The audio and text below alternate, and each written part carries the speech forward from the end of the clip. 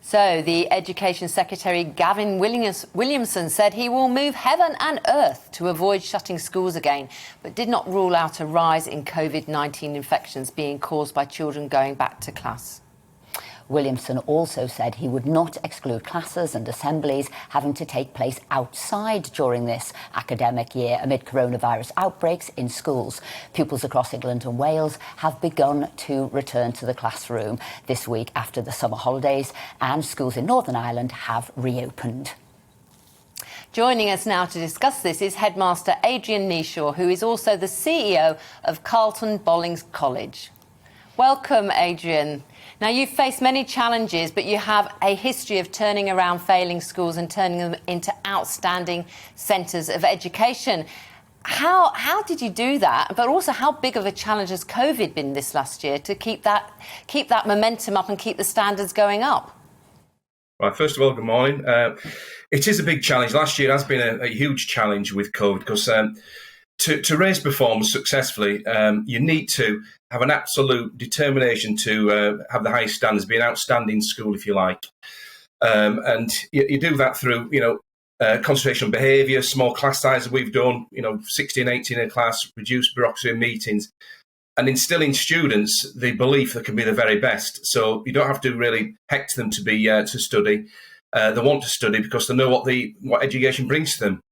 The holy grail of education, if you like. So in the last year, with all the interruptions and all the extra things we've had to do in schools, such as the testing and things, and closure of bubbles and things, and school closure, in fact, and the lockdowns, it's interfered with that. So it gets in the way of doing those things and having an absolute focus on high standards. Been without doubt a really difficult 18 months. So your focus as we come back, is that focus just on the education now, getting your youngsters to achieve as much as they possibly can? Yes, it is. We've been helped across the summer with some of the changes now because we're losing the requirement to have face masks, the bubbles in schools, which was, made things more difficult as well.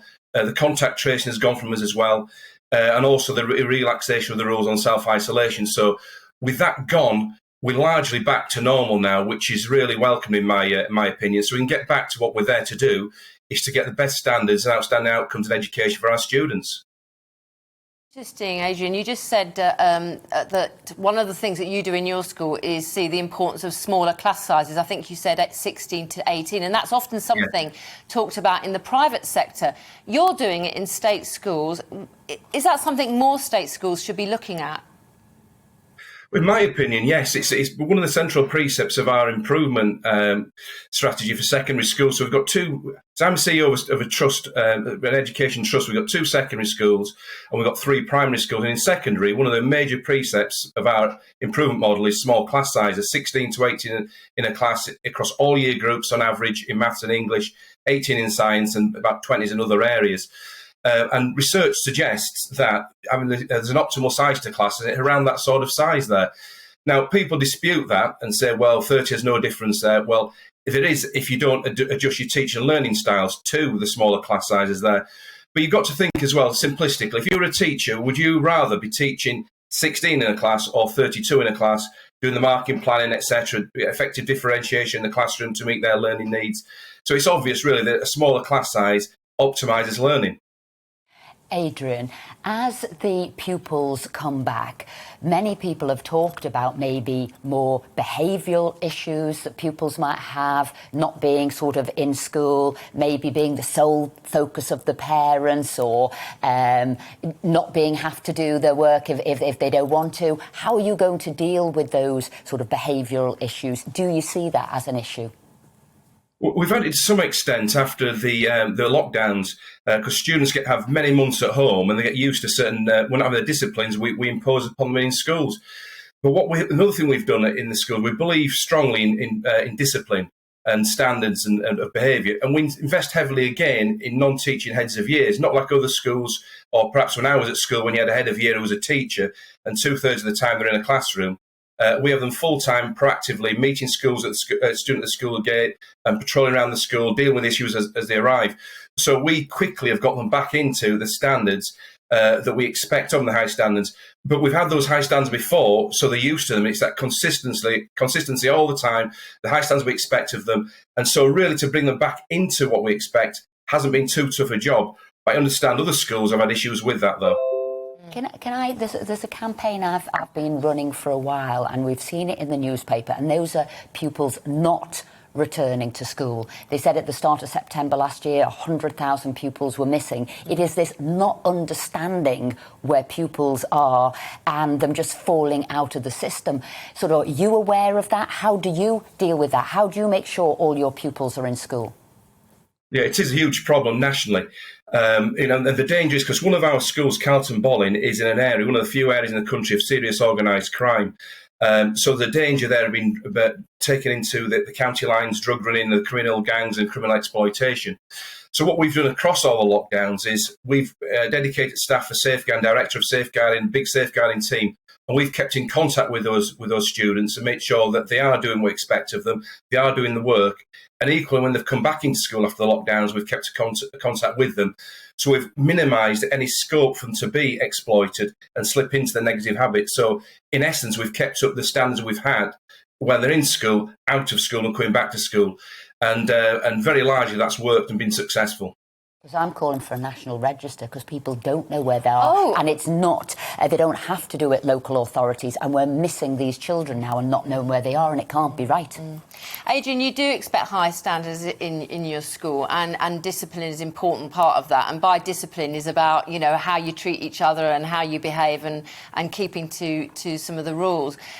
How do you manage, for example, issues where children aren't abiding by those rules? I mean, how do you keep a tab on not just excluding those children, because then they end up missing in the whole system? What's your approach to that area of school policy? Okay, first of all, like you alluded to there, discipline doesn't... People, when they hear the word discipline, think it's people shouting at someone and bullying them and things. It's not that. I see discipline as people doing the right thing consistently every day, each day, every week and things. So that's what we see as discipline. And with the heads of year team we've got and all the rest of the senior staff and staff in total, we want to do things proactively. So before a problem arises, we inform the students what they should do, how they should do things. And then, because we observe so closely what they're doing and keep tabs on things and have information kept on any small incident on a management information system, we can see when problems are arising. We discuss those, we look at them regularly, and we intervene. We bring parents in, other ages and things. So it's about early intervention rather than working. So we work proactively as opposed to reactively afterwards. And that is one of the big successes of the school and the trust, because when you get those entrenched problems, they're very, very hard to unpick them. And we don't want to see students being lost through, fixed-term exclusions, permanent exclusions, because that's when they are becoming vulnerable to the exploitation of criminal gangs. Later on the programme, we're going to be talking to somebody who's involved in a charity which is looking at how they can support parents with school uniforms. Now, I know your school does offer support to parents who are receiving benefits to provide for their children's school uniform. But, on your school uniform, yes, there's quite a few items with logos. How do you make sure that... I mean, I'm a believer in school uniform. As a parent, it was much easier to get the kids into one thing every day rather than having a choice at 7 o'clock in the morning. But, sometimes it can be prohibitive and rather, over the top in terms of some of these school uniforms that schools are asking for. What's the balance here, Adrian? Well, I'm a big believer in school uniform for many reasons, really. One of them is the discipline and things, and getting them into the expectation of the world of work are probably the main ones there. With that, we clearly have a branded school uniform, but we make sure that our uniform suppliers have reasonable costs. And if they didn't have reasonable costs, we wouldn't use them. So that's part of our agreement, if you like, of working with them. The other part of it is parents have difficulty affording the uniforms. These are generally the disadvantaged students' parents, the pupil premium parents, and we use that money, which we get each year, to help them out and pay for the uniform. So if they are in difficulty with that, the school, the trust will assist with that. So that uniform, proper wearing of uniform, and the uniform expected of the school, there's no barriers to any parents or students doing that. Adrian Kneeshaw, I want to thank you very much indeed.